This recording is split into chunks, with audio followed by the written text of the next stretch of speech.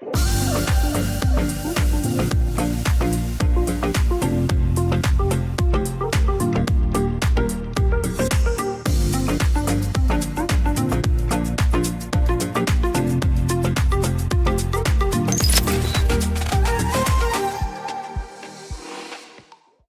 let's go right into prompt engineering to see how do we approach prompts and what are the things that we can influence to have a better output. So as you know, prompt is a way of communicating with GenAI tools. It's a message, a command where we ask the tool to do something for us. It's an instruction that guides the tool on the way we want it to behave to give us a thing that we need. So in in an example, so if we go to ChatGPT, you can, this is the prompt window, and here when you write something, it will give you an output after clicking enter. So I don't know, write some about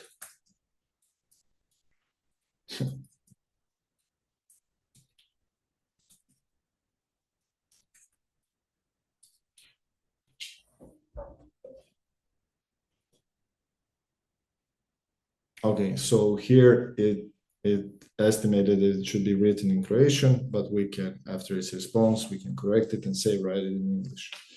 So yeah, this was an example of one prompt.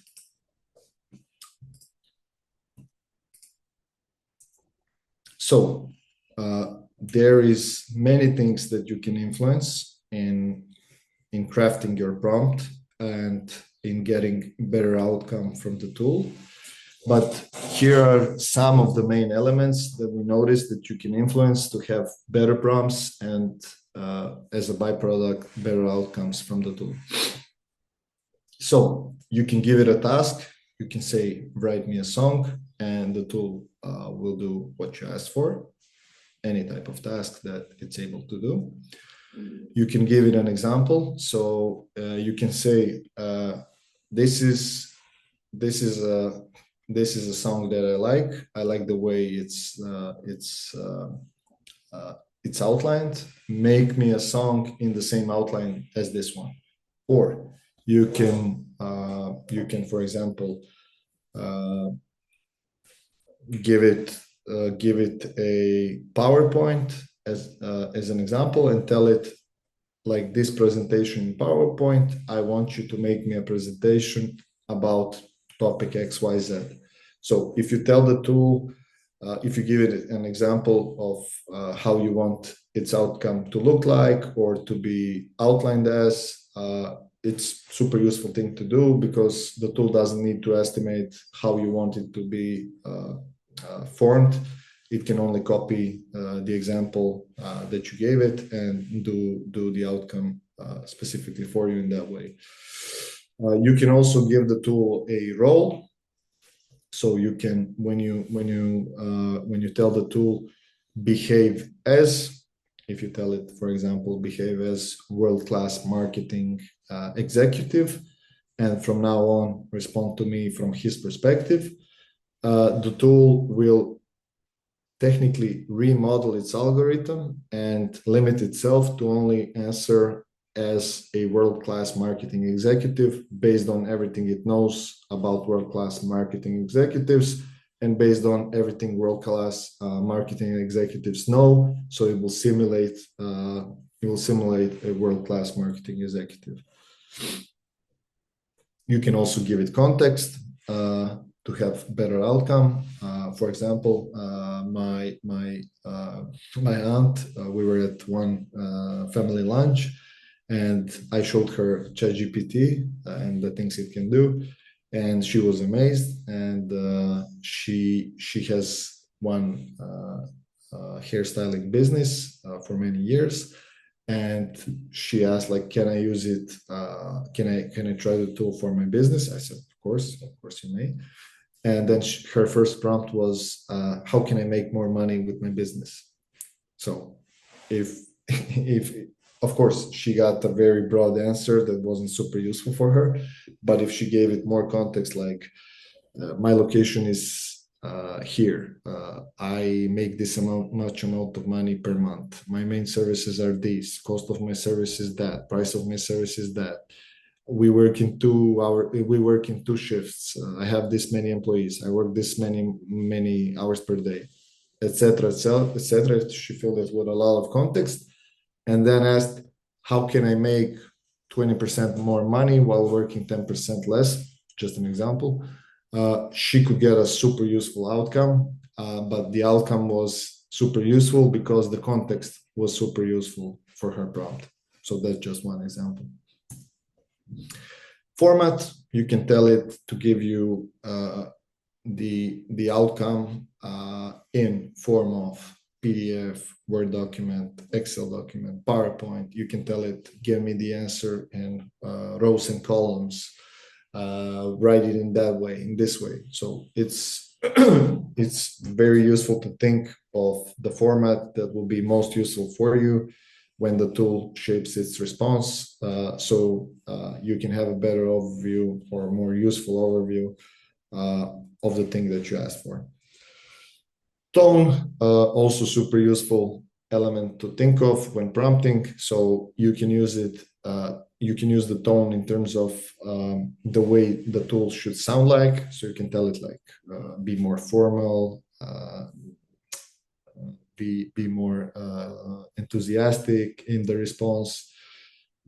I don't know, use a lot of jargon, etc.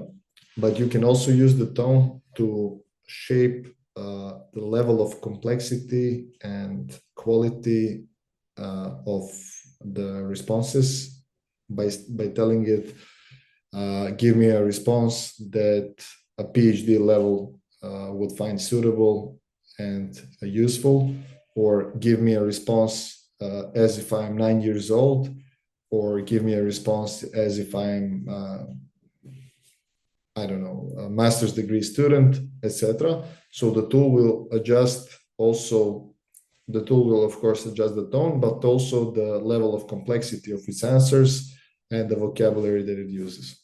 So these 2 angles, like style of tone and complexity of the tone, are super useful to keep in mind when prompting.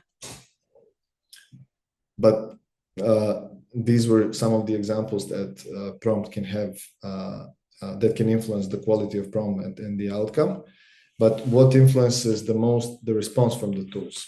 So as we mentioned earlier, the coverage of the topic. So if the tool has a lot of info on the topic that you asked it about, most probably the answer will be more accurate.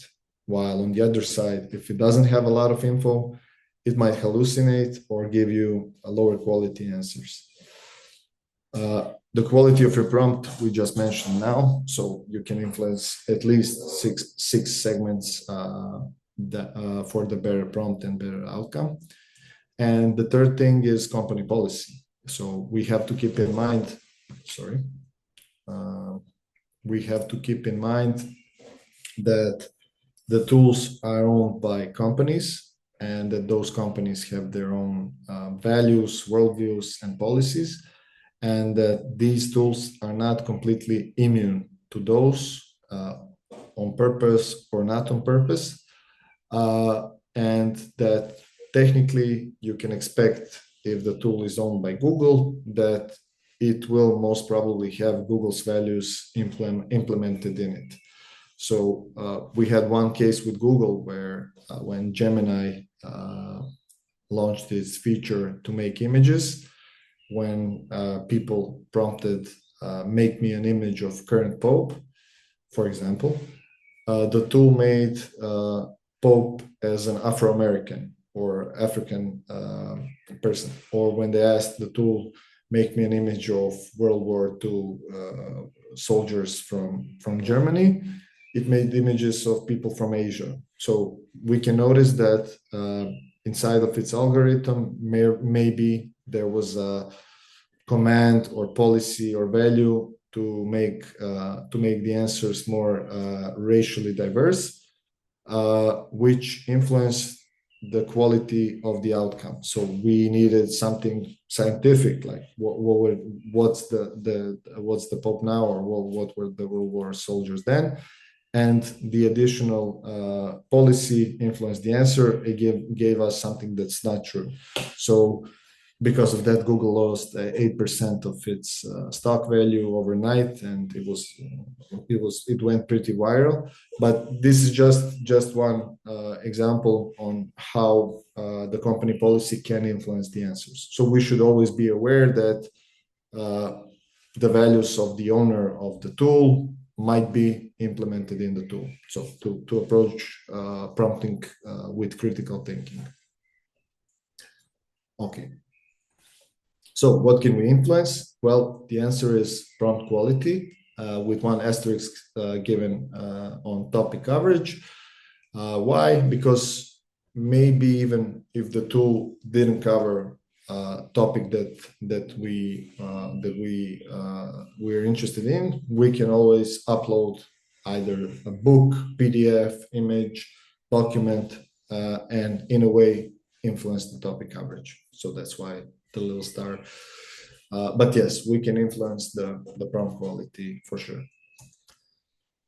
There are many ways in which you can use the tool, many different activities. We cover usually many of them, but today we are going to focus on creativity. So how to use it to be more creative.